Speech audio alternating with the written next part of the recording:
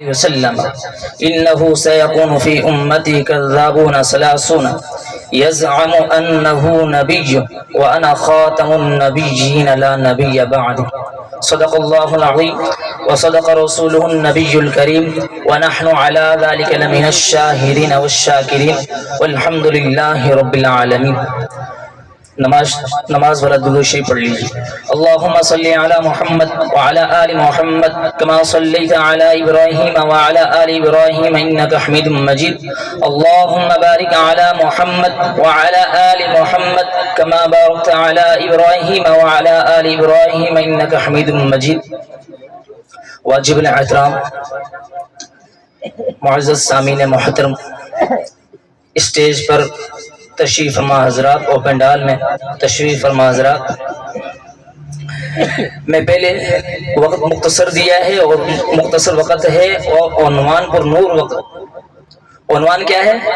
پر نور ہے اور وقت کیا ہے؟ مختصر ہے. تو تمام ساتھی آگے آ گیا، یہ جگہ نہ چھوڑیں، دیکھیں آگے آ گیا. مہمان کا بھی اکرام کیجیے. آگے آ گیا. بلا تمہید آپ سے گفتگو کرنے کا موقع مل رہا ہے. دیکھیے کہ اللہ تعالی نبی علیہ السلام کو آخری نبی بنا کر دنیا میں بھیجا ہے. تو میرے محترم معزز سامعین محترم، میں آپ سے مختصر گفتگو کروں گا. اس سے پہلے آپ اور آگے آ جائیں تاکہ بعد میں آنے والوں کے لیے کیا جگہ ہو. آگے آ جائیں، پیچھے پیچھے نہ بیٹھیں، آگے آ جائیں. یہ سامنے والے بھی ساتھی آگے آ جائیں. مجلس کے بھی آداب ہوتے ہیں اور یہ مجلس حضور کی مجلس ہے، اس کے تو بڑا ادب ہونا چاہیے. آگے آ جائیں. سامعین محترم، جس طرح بندہ کلمہ پڑھے لا الہ الا اللہ محمد الرسول اللہ، کلمہ پڑھنے کے بعد وہ مسلمان ہو سکتا ہے یا نہیں؟ اب اس کا پتہ کیسے چلے گا؟ اب پتہ کرنے کے لیے ایک احسن عنوان ہے جسے کہتے ہیں تحفظ ختم نبوت. جسے کیا کہتے ہیں بھائی؟ آپ کی زبان بولے گی. جسے کیا کہتے ہیں؟ ختم نبوت. آپ دیکھیے کہ جو شخص کلمہ پڑھ لے، کہہ دے لا الہ الا اللہ محمد رسول اللہ، کلمہ پڑھنے کے بعد اگر اللہ کے ساتھ کسی کو شریک کرتا ہے وہ مسلمان ہے نہیں، وہ مسلمان مشرک ہے، پکا کافر ہے، مسلمان نہیں ہے. اسی طرح جو بندہ کلمہ پڑھنے کے بعد محمد الرسول اللہ کے علاوہ کوئی دوسرا نیا نبی مانے وہ بھی مسلمان، زور سے وہ بھی مسلمان نہیں ہے. مسلمان ہو سکتا ہی نہیں ہے، مسلمان ہو سکتا نہیں ہے. آئیے اجماع امت جو سب سے پہلے ہوا ہے، اجماع امت جس مسئلے پر ہوا ہے، اس مسئلے کو عقیدہ ختم نبوت کہتے ہیں. کیا کہتے ہیں بھائی؟ عقیدہ ختم نبوت کہتے ہیں. اب آئیے عقیدہ ختم نبوت کو سمجھنے کے لیے ایک دوسرا عنوان ہے جو اشتہار میں نظر نہیں آیا. اشتہار میں نظر صرف یہ آیا تحفظ ختم نبوت. اب تحفظ ختم نبوت کو سمجھنے کے لیے ہوگا کردار صحابہ. کیا ہوگا بھائی؟ علماء کرام کی نظر میں کرنے لگا ہوں. تحفظ ختم نبوت کو سمجھنے کے لیے پہلا عنوان کیا ہوگا؟ کردار صحابہ. صحابہ بولیے بھائی، آواز. کون سا عنوان ہے وہ بھائی؟ صحابہ کے علاوہ آپ اسلام کی کوئی دلیل پیش کر ہی نہیں سکتے. صحابہ کے علاوہ اسلام کی کوئی دلیل پیش کر نہیں سکتے. کسی محدث کو لے آؤ بھائی، کسی مفسر کو لے آؤ، کسی محقق کو لے آؤ، کسی کتب ابدال کو لے آؤ، صحابہ کرام کے علاوہ کوئی حدیث کوئی قرآن کی سند پیش ہی نہیں کر سکتا. تو تحفظ ختم نبوت کو سمجھنے کے لیے پہلے کسے سمجھنا پڑے گا؟ کردار صحابہ نہیں، صرف صحابہ نہیں، صرف صحابہ کس کو سمجھنا پڑے گا؟ کردار صحابہ. اللہ نے کہہ دیا ما کان محمد ابا احد من رجالکم ولکن رسول اللہ و خاتم النبیین. اللہ نے تو کہہ دیا کہ ہم نے اپنے نبی کو تو آخری نبی بنایا ہے، لیکن تحفظ ختم نبوت کسے سمجھ میں آئے گا؟ صحابہ ایمان لے آئے، صحابہ تو ایمان لے آئے، لیکن عقیدہ ختم نبوت، تحفظ ختم نبوت کن کے کردار سے سمجھ میں آئے گا؟ صحابہ کے صحابہ کے کردار سے سمجھ میں آنے والا عنوان کیا ہے؟ تحفظ ختم نبوت ہے. آئیے اب دیکھتے ہیں دور صدیق کے اندر جب یہ فتنہ عروج پہ ہونے لگا، مسلمہ کذاب کے ساتھی عروج پہ ہونے لگے، طاقتور ہونے لگے، تو اس وقت سب سے پہلے حضور کے جانے کے بعد اگر کسی صحابہ کا اجماع ہوا ہے تو سب سے پہلے اجماع تحفظ ختم نبوت پر ہوا ہے. وہ تحفظ ختم نبوت تو کردار صحابہ کی دلیل ہے. تحفظ ختم نبوت صحابہ کے ایمان کی بھی دلیل ہے. تحفظ ختم نبوت کردار صحابہ کی دلیل ہے. آپ دیکھیے دنیا میں اس وقت دو فتنے زیادہ جنم لے رہے ہیں، ایک گستاخ رسول، ایک گستاخ صحابہ. ایک گستاخ رسول، ایک گستاخ صحابہ. اگر آپ دلائل کے طور پر ایک کی زبان کو بند کرتے ہو تو دوسرا شروع ہو جاتا ہے، اگر دوسرے کی زبان کو دلائل کے اعتبار سے بند کرتے ہو تو پہلے والا شروع ہو جاتا ہے، پہلے والا شروع ہو جاتا ہے. فرق کیا ہے؟ فرق یہ ہے پہلے والا جس کو قادیانی کہتے ہیں وہ کردار صحابہ کا بھی منکر، صحابہ کا بھی منکر، صحابہ کا بھی منکر ہے اور کردار صحابہ کا بھی کیا ہے بھائی؟ منکر ہے. دوسرے والا صحابہ کو تو مانتا ہے لیکن کردار صحابہ کا منکر ہے. کس سے کردار صحابہ کا کیا ہے؟ منکر ہے.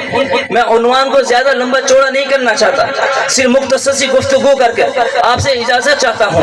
میرے دوستوں محترم، معزز سامعین محترم، اب دیکھیے حضرت صدیق اکبر رضی اللہ تعالی عنہ کے زمانہ خلافت کے اندر دیکھا جائے تو آپ کا سب سے پہلے اجماع عقیدہ ختم نبوت پر ہوا ہے.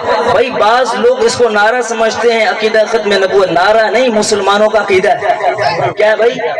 صرف نعرہ نہیں ہے، مسلمانوں کا عقیدہ ہے. اس کے علاوہ کوئی مسلمان ہو سکتا نہیں ہے. اس کا منکر تو بھائی پکا کافر ہے. تو یہ مسلمان کا نعرہ نہیں، مسلمان کے عقیدے کا پرچار ہے. بعض لوگ سمجھتے ہیں ہم نعرے تاجدار ختم نبوت، ختم نبوت نعرہ لگا لیتے ہیں تو ہم نے بہت بڑا کام کر لیا، بس عمومی سا نعرہ سمجھ لیا. نعرہ نہیں بھائی، آپ کے ایمان کا جز ہے. یہ گیا تو ایمان بھی گیا. اس وقت دیکھیے قادیانی بہت عروج پر کام کر رہے ہیں. کبھی اسرائیل کے جوتے صاف کرتے ہیں، کبھی امریکہ کے جوتے صاف کرتے ہیں. ان کی جوتی پالش میں لگے ہوئے ہیں تاکہ اسلام کو کسی نہ کسی طریقے پر نقصان دیا جائے. میں عنوان کو آگے بڑھانا چاہتا ہوں. آئیے دیکھیے حضرت صدیق اکبر کے زمانے کے اندر یہ اجماع امت ہوا. جنگ یمامہ وجود میں آئی. جنگ یمامہ کے اندر سب سے زیادہ شہید ہونے والے حضرات صحابہ کرام کی سب سے پہلی جماعت جو دور نبوت میں بھی شہید نہیں ہوئی تھی، نہ احد میں، نہ خندق میں، نہ کسی غزوے کے اندر شہید ہوئی، نہ کسی سرائے کے اندر شہید ہوئی، لیکن سب سے زیادہ شہید ہونے والی جماعت عقیدہ ختم نبوت پر جان دے کر امت کو سبق دیا ہے کہ جس طرح ہم ایمان لائے ہیں اسی طرح آپ کا ایمان ہونا چاہیے. میری بات کو توجہ سے سننا سامعین محترم. عقیدہ ختم نبوت کے لیے حضرات صحابہ کرام کی بڑی قربانیاں ہیں. بچے چھوڑے ہیں، بیویاں چھوڑی ہیں، بچوں کو یتیم کرایا ہے، بیویوں کو بیوہ کرایا ہے. آج دیکھیے 1200 شہید ہوئے ہیں. 1200 کے اندر 700 صحابہ کرام کی جماعت وہ ہے جو قرآن پاک کی حفاظ تھی، قرآن پاک کے حافظ سے.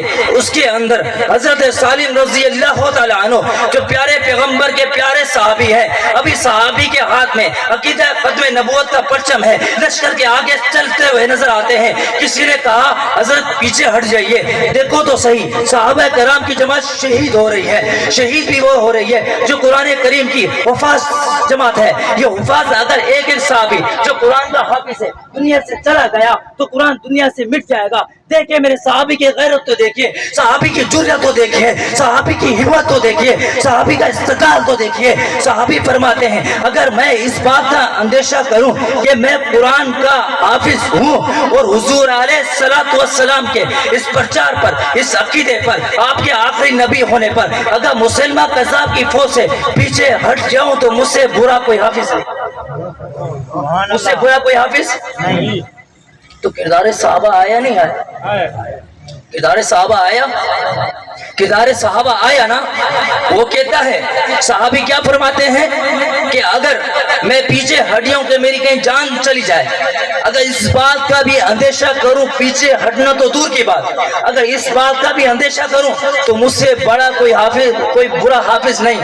تو میں آج آپ سے کہنا چاہتا ہوں، کیا کوئی مفسر، کوئی محدث صحابہ سے آگے بڑھ گیا ہے؟ زبانیں خاموش کیوں؟ زبانیں خاموش کیوں ہوتی ہیں؟ کیوں نہیں بولتے؟ پہلی بات، بعض حضرات خطیب کیا کرتے ہیں، صرف تحفظ ختم نبوت امام صحابہ بول کر چھٹی مارتے ہیں. اور میں نے چھٹی نہیں مارنی، میں نے آگے بھی بتانا ہے کہ اجماع صحابہ کس طرح ہوا، وہ کتنی بڑی دلیل بنی کہ صرف حضور علیہ السلام کے بعد کوئی نبوت کا دعویٰ کرنے والا کافر نہیں ہے. صرف کافر نہیں ہے، صرف کافر نہیں ہے. اب بتاتا ہوں کہ اجماع صحابہ کہتے کس کو ہے، کردار صحابہ کہتے کس کو ہے. صرف مولوی صاحب آ کر آپ کو یہ بتا کر نکل جائے تو اسے پکڑ لینا، مولوی صاحب بات مکمل کرو کہ اجماع صحابہ ہوا، ٹھیک ہے مان لیا کہ حضور کے بعد ختم نبوت کا نیا کوئی نبی اپنے آپ کو ثابت کرنے والا صرف کافر نہیں ہے، واجب القتل ہے. کیا ہے بھائی؟ صرف کافر نہیں ہے، وہ واجب القتل ہے، واجب القتل ہے. تبھی تو جنگ یمامہ کا وجود ہوا، صحابہ کرام کی قربانیاں ہوئی. اب دیکھیے مسلمہ کذاب کا، جب مسلمہ کذاب کو جہنم حاصل کیا گیا، اب لوگ سمجھتے ہوں گے بس بات یہاں تک ہے. بات یہاں تک نہیں ہے. جس طرح زمانہ بدلتا آیا تو ہر کسی نے منہ اٹھا کر نبوت کا دعویٰ شروع کی. آپ کو کیا معلوم کتنے ملون ایسے تھے جنہوں نے حضور علیہ السلام کی نبوت کا دعویٰ کیا. اس میں سب سے بڑا ملون جس کا فتنہ آج تک چل رہا ہے، اسے کیا کہتے ہیں؟ غلام احمد قادیانی. اسے کیا کہتے ہیں بھائی؟ غلام احمد قادیانی. پیدا کہاں ہوا؟ قادیان کی بستی انڈیا کے اندر. اب اس نے دیکھو یہ نبی کی نبوت کو بھی مانتا ہے. کس کو مانتا ہے بھائی؟ میں بات کو بس ختم کرنے لگا ہوں. نبی کی نبوت کو بھی کیا کرتا ہے بھائی؟ یہ مانتا ہے کہ نبی کی نبوت ہے، آپ آخری نبی ہیں، آپ کو آخری نبی مانتا ہے. لیکن ڈنڈی کہاں مارتا ہے آپ کو معلوم نہیں، آپ کو معلوم نہیں ہے. نقطہ نظر دینے لگا ہوں. وہ ڈنڈی کہاں مارتا ہے؟ وہ تو کہتا ہے میں مانتا ہوں کہ آپ صلی اللہ علیہ وسلم آخری نبی ہیں، آپ کے نبیوں کی مہر ہے. اچھا بھائی ڈنڈی کہاں مارتا ہے؟ اب ڈنڈی اس نے جہاں مارنی ہے نا، اس کے وجود کو پکڑنا ہے. یہ کہتا ہے حضور علیہ السلام کیا ہے؟ نبی علیہ السلام جتنے بھی انبیاء ہیں تمام کی مہر ہے. انبیاء کی مہر مطلب یہ ہوا، مرزا قادیانی کہتا ہے کہ انبیاء کی مہر ہے، جو ان کی جتنی پیروی کرے گا، اتباع کرے گا، وہ نبی بن جائے گا. یہ اس کی ڈنڈی. ڈنڈی کیا ہے؟ جو حضور علیہ السلام کی جتنی پیروی کرے گا وہ کیا بنے گا بھائی؟ نبی بنے گا. یہ کون کہتا ہے؟ مرزا غلام احمد قادیانی کہتا ہے کہ جو نبی کی جتنی پیروی کرے گا، قربت حاصل کرے گا، وہ نبی بن جائے گا. لہٰذا میں نبی ہوں، لہٰذا میں کیا ہوں؟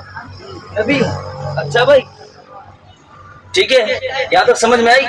وہ کہتے ہیں جو حضور علیہ السلام کی جتنی اتباع کرے گا، اتباع ہونے کے بعد جو حضور علیہ السلام کے جتنا قریب ہوگا وہ نبی ہوگا. میں کیا ہوں؟ نبی ہوں.